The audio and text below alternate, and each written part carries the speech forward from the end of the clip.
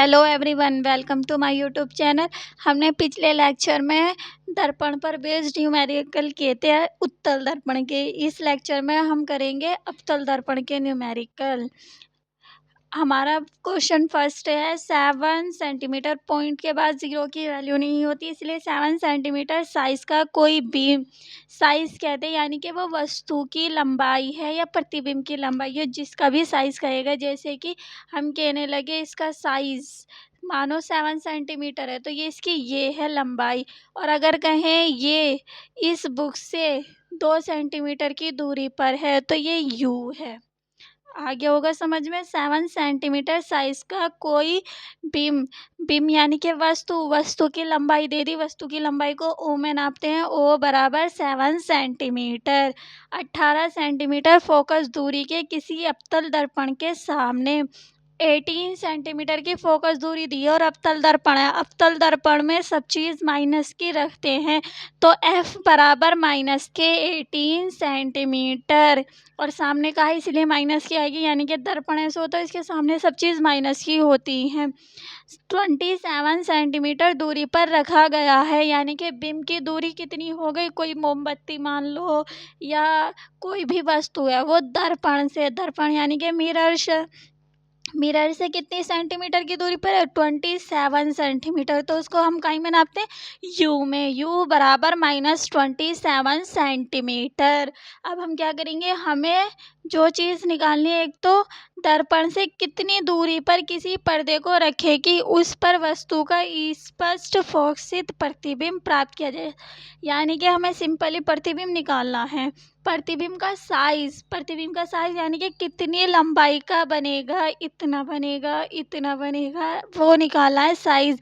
प्रकृति ज्ञात करनी है। प्रकृति यानी कि वास्तविक है, आभासी है, उल्टा है, सीधा है और छोटा या बड़ा है, ये सब चीज़ निकालनी होती है। तो आप पहले क्वेश्चन के हिसाब से ओ दे दिया वस्तु का साइज, वस्तु की लंबाई 7 सेंटीमीटर, फोकस दे दिया हमारा F बराबर माइनस के 18 सेंटीमीटर, यू दे दिया यानी कि वस्तु की दूरी माइनस के 20 सेंटीमीटर। अब हम सबसे पहले क्या निकालेंगे, एफ और वी दिया है। पहले क्वेश्चन में पूछा है प्रतिबिंब, यानी कि प्रतिबिंब की दूरी निकालनी है दर्पण सूत्र से। 1/f = 1/v + 1/u।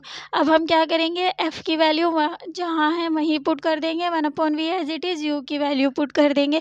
अब क्या करेंगे, -1/18 एज इट इज़, वी भी as it is, minus plus minus कर देंगे 1/27। अब यहाँ से क्या करेंगे, -1/80, तो एज इट इज़ ये माइनस का इधर इज इक्वल टू के इधर जाके प्लस का हो जाएगा। 1/27 = 1/v। ये 2 और 3 अभी बताएंगे कहाँ से आया है।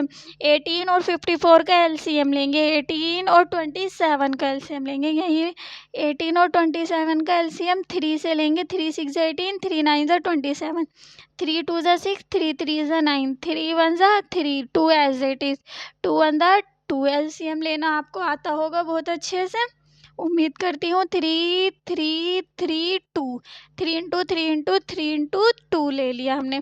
3 3 = 9, 9 3 = 27, 27 2 = 54। तो हमारा एलसीएम कितना आया, 54 लिख लिया। 18 के टेबल से कितने टाइम में डिवाइड होगा ये, 18 3 = 54। अब हम क्या करेंगे, उस 3 की मल्टीप्लाई ऊपर कर देते हैं, जितनी बार में डिवाइड होता है उसकी मल्टीप्लाई कर देंगे। और माइनस है तो माइनस के 3, 3 1 = 3, माइनस की प्लस 27 के टेबल से कितने टाइम में डिवाइड होगा, 2 टाइम में। पहले आप 1 टाइम में तो होने का नहीं, 27 होना चाहिए। 2 टाइम में करके देखना, 2 टाइम में ना हो तो 3 टाइम में।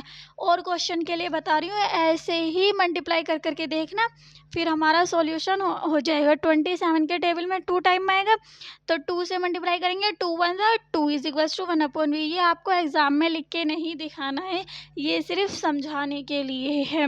अब हम 2 में से 3 में से 2 माइनस करेंगे क्योंकि बड़े में से छोटे को ही माइनस करते हैं, लेकिन यहाँ कैसी है, माइनस की बड़ी है, तो 3 में से 2 माइनस करेंगे, 1 बचेगा और माइनस है तो माइनस लग जाएगा। जो बड़े के आगे चिन्ह होता है, साइन होता है, वो आंसर में आता है। अपॉन में 54 इज इक्वल्स टू 1/v। अब यहाँ से क्या करेंगे, उल्टी कर देते हैं क्योंकि हमें v की वैल्यू निकालनी है, ना कि 1/v की। तो दोनों वैल्यू उल्टी करने पर v बराबर माइनस के 54। अब ये वैल्यू माइनस की आई है। माइनस का मतलब क्या है, दर्पण हमारा अवतल दर्पण ऐसा होता है, अगर पॉजिटिव आ जाती यानी कि दर्पण के वस्तु का प्रतिबिंब कैसा बनना, आभासी, क्योंकि इससे पार तो हो नहीं जाती किरणें। अगर पार किरण मानते हैं तो आभास करते हैं सिर्फ, तो पॉजिटिव तो आई नहीं, वैल्यू नेगेटिव आई, यानी कि इससे पता चल गया हमारा दर्पण का प्रतिबिंब जो है वो वास्तविक है। दूसरी वैल्यू दूसरा हम क्या निकालेंगे, हमने जो दर्पण रखी है वस्तु माइनस में आई है हमारी, प्रतिबिंब तो यानी कि दर्पण के सामने है, ना कि दर्पण के पीछे। अगर प्लस की आ जाती है तो दर्पण के पीछे है, और माइनस की आई है तो दर्पण के सामने है। दो चीज़ पता चल गई। अब उल्टा क्यों है, क्योंकि माइनस का आया है, अगर प्लस का आता है तो सीधा होता है। अब हम क्या निकालेंगे, प्रतिबिंब का साइज। तो प्रतिबिंब के साइज के लिए फॉर्मूला क्या होता है, m बराबर I/O इक्वल टू माइनस के v/u। ये 3 स्टेटमेंट है। इसमें हम अगर हमें m की वैल्यू पता है, i की, o की, इनमें से 3 में से 2 की पता है तो हम इस फॉर्मूले को रखेंगे, या फिर इन 4 में से 3 की पता है तो इस फॉर्मूले को रखेंगे। अब हमें किसकी पता है, हमारे पास v भी है, u भी है और o भी है, यानी कि इसको रख सकते हैं क्योंकि हमें पता ही नहीं है, इसीलिए हम इतने फॉर्मूले को रखेंगे। I/O equal to minus v/u। आई की वैल्यू निकालनी है तो o को उठा के उधर ले जाएंगे, आई की वैल्यू निकाली है तो o इंटू माइनस v/u। तो आई बराबर o की वैल्यू दी है 7 और v की minus as it is v की वैल्यू हमारी लिख ली माइनस के 54 और u दिया है माइनस के 27। अब हम क्या करेंगे, माइनस से माइनस कैंसिल आउट, और ये कितने टाइम में डिवाइड हो रहा है, अभी दिखाया था 2 टाइम में डिवाइड हो रहा है। तो एक तो ये वाला माइनस स्टार्टिंग में आ गया और 7 2 ज़ा 14। तो प्रतिबिंब हमारा कैसा है, माइनस का है और 14 सेंटीमीटर का है। इससे हम बताएंगे प्रतिबिंब का साइज। हमारी वस्तु जो है 27 सेंटीमीटर की है और प्रतिबिंब जो है हमारा 14 सेंटीमीटर का है, तो वस्तु बड़ी है प्रतिबिंब से, प्रतिबिंब कैसा है, छोटा है। ये नंबरों से आपको पता चल जाएगा कि प्रतिबिंब का साइज कैसा है, छोटा है या बड़ा है। अब हम आते हैं नेक्स्ट क्वेश्चन पे। ये क्वेश्चन कंप्लीट हो गया है। एग्जाम में बस प्रकृति और साइज ही पूछेगा। सबसे हार्ड क्वेश्चंस होते हैं ये, सबसे इजी क्वेश्चन होते हैं आपके जो एग्जाम में ज़्यादातर आते हैं, वो आता है बस दर्पण सूत्र से सॉल्व करना होता है, या तो प्रतिबिंब निकाल लेते हैं या फोकस या वस्तु की दूरी, इन 3 को पूछा जाता है। अगर हार्ड पेपर बनता है तब आपका पूछा जाता है कि आवर्धन बताओ, प्रतिबिंब का साइज बताओ, तब ये क्वेश्चंस बनते हैं। अगले क्वेश्चंस को देखते हैं। 15 सेंटीमीटर फोकस दूरी वाले अवतल दर्पण के सामने, फोकस दूरी दे दी, अवतल दर्पण दे दिया, यानी कि f बराबर -15 होगा। अब 30 सेंटीमीटर की दूरी पर 2 सेंटीमीटर लंबाई की एक वस्तु रखी, यानी कि किसी की लंबाई 2 सेंटीमीटर है वस्तु की। अब वो कितनी दूरी पर है, 30 सेंटीमीटर पर। वस्तु की दूरी u होती है, u बराबर -30। अवतल दर्पण है तो माइनस लेंगे, और 2 सेंटीमीटर लंबाई है वस्तु की लंबाई को हम नापते हैं इक्वल्स टू 2। अब बनने वाले प्रतिबिंब की स्थिति, यानी कि प्रतिबिंब निकालना है। सबसे पहले तो हमें स्थिति, आकार तथा प्रकृति बताइए। स्थिति बतानी है कि दर्पण के सामने है या पीछे, आकार बताना है यानी कि साइज, लंबाई, आई बतानी है, तथा प्रकृति ज्ञात कीजिए। प्रकृति का मतलब क्या है, वो वास्तविक है, आभासी है, ये सब बताना है। आइए तो सबसे पहले हम वही करेंगे। एफ यू दिया है तो वी निकालेंगे प्रतिबिंब। दर्पण सूत्र से 1/f is equals to 1/v plus 1/u।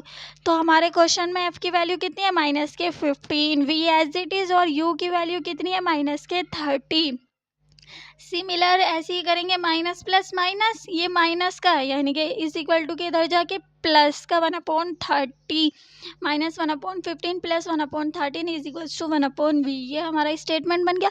अब हम क्या करेंगे, सिमिलर एलसीएम लेंगे 13 का और 15 का। इसका तो आप डायरेक्टली कर सकते हो, 15 के टेबल में 30 आता है, 13 के टेबल में 30 आता ही है, तो 30 एलसीएम है, या एलसीएम लेकर देखना। 15 के टेबल से कितने टाइम में डिवाइड हो रहा है, 2 टाइम में, तो 2 से मल्टीप्लाई ऊपर कर देंगे, 2 1 2 प्लस एज इट इज 30 के टेबल से 30 कितने टाइम में डिवाइड हो रहा है, 1 टाइम में, तो 1 से मल्टीप्लाई करेंगे 1 आएगा इज इक्वल्स टू 1/v। अब बड़े में से छोटे को ही माइनस करते हैं, 2 में से 1 गया 1, बड़े के आगे क्या है माइनस, तो माइनस के 1/30 as it is equals to 1/v। हमें तो v की वैल्यू निकालनी है, ना कि 1/v की, तो दोनों वैल्यू को उल्टा कर देंगे, v बराबर माइनस के 30 सेंटीमीटर। ये हमारा क्या आ गया v। अब सिमिलर माइनस का है तो वास्तविक होगा, क्योंकि दर्पण के सामने है इधर की साइड, और माइनस का है तो एक तो दर्पण के सामने हो गया, स्थिति हो गई है इसकी।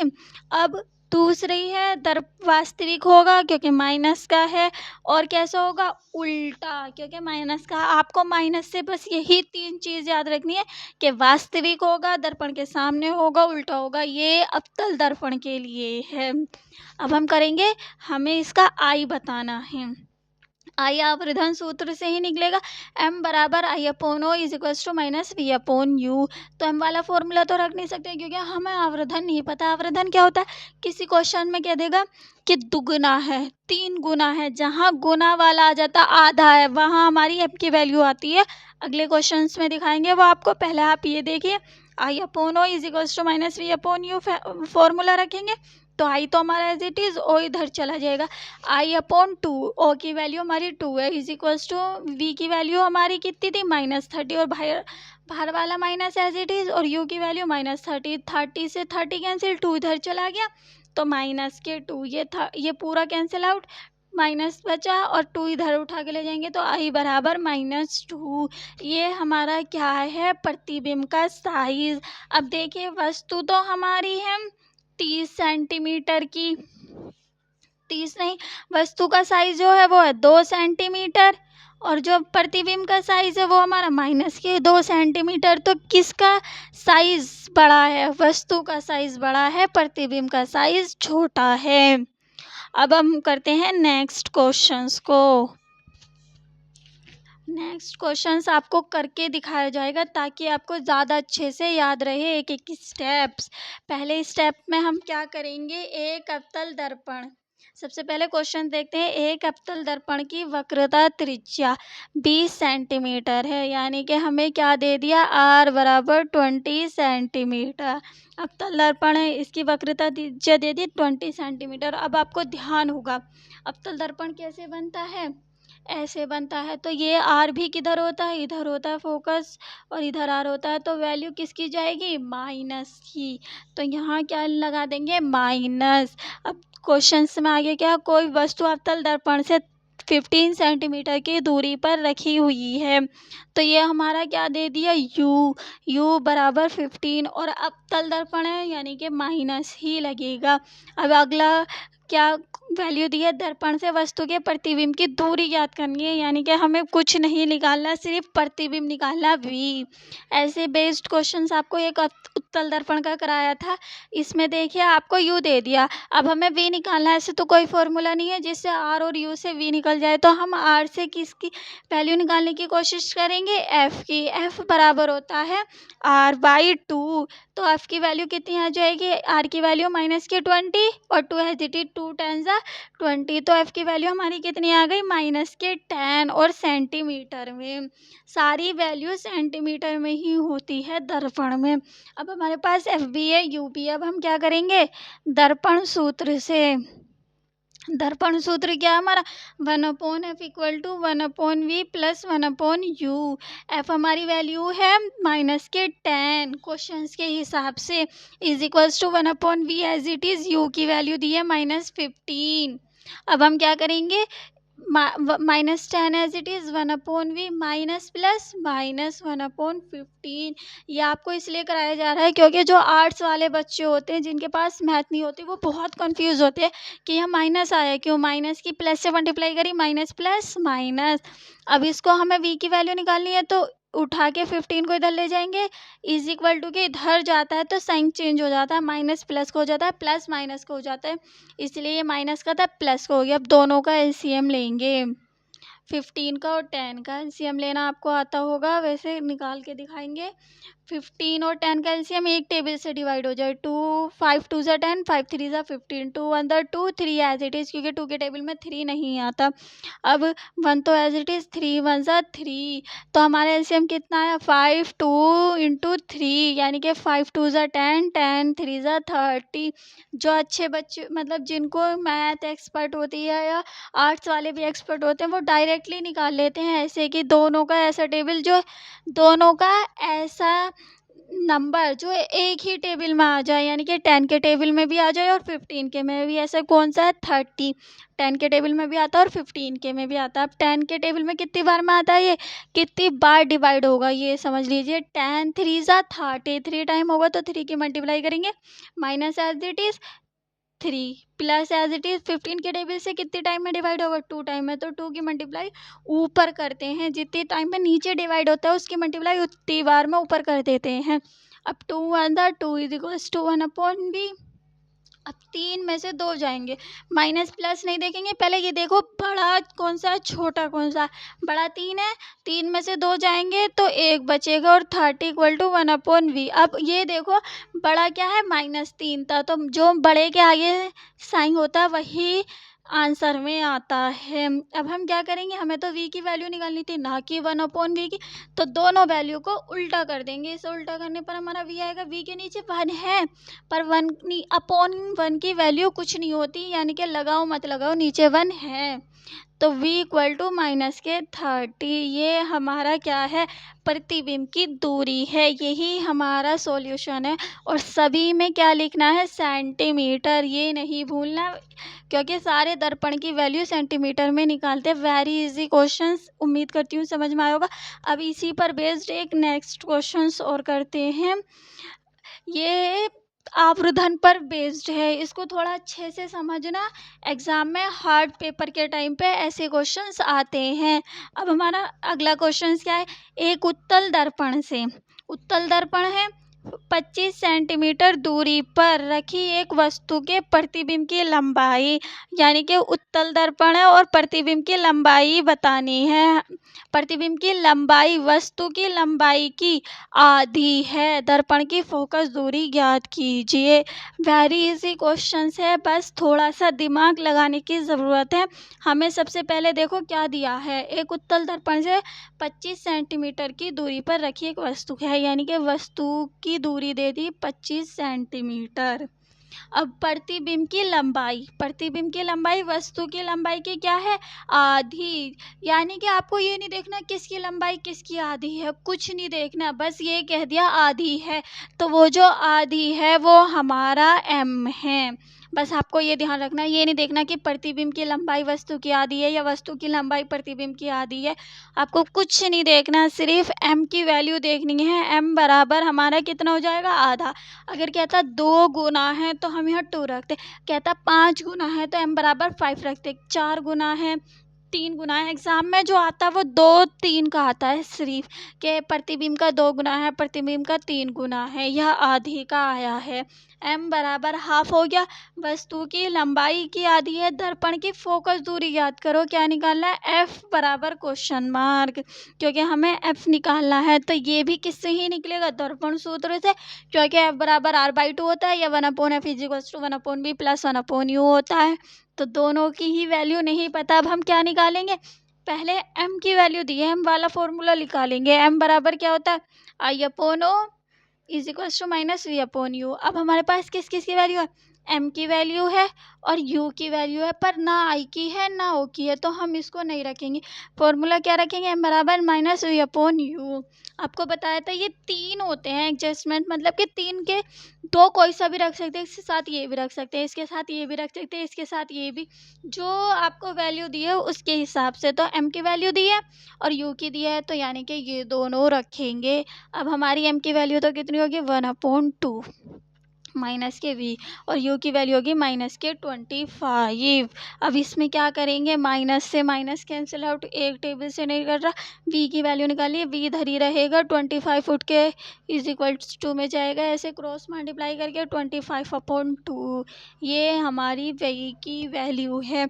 यहाँ इसीलिए अपोन में आ गई क्योंकि 1/2 दी है। एग्जाम में जो ज़्यादातर आती है वो आती है 2 गुना 3 गुना, वो तो इजीली हो जाएगी क्योंकि इससे मल्टीप्लाई करनी है, पर 25/2 हमारी किसकी वैल्यू है, v की। बस यहीं से आपको थोड़ा सा समझना है। अब हम क्या करेंगे, v की वैल्यू पता चल गई हमें, u की वैल्यू भी पता है हमें, u की पता है, v की पता है, f इजीली निकल जाएगा दर्पण सूत्र से, 1/f equal to 1/v plus 1/u।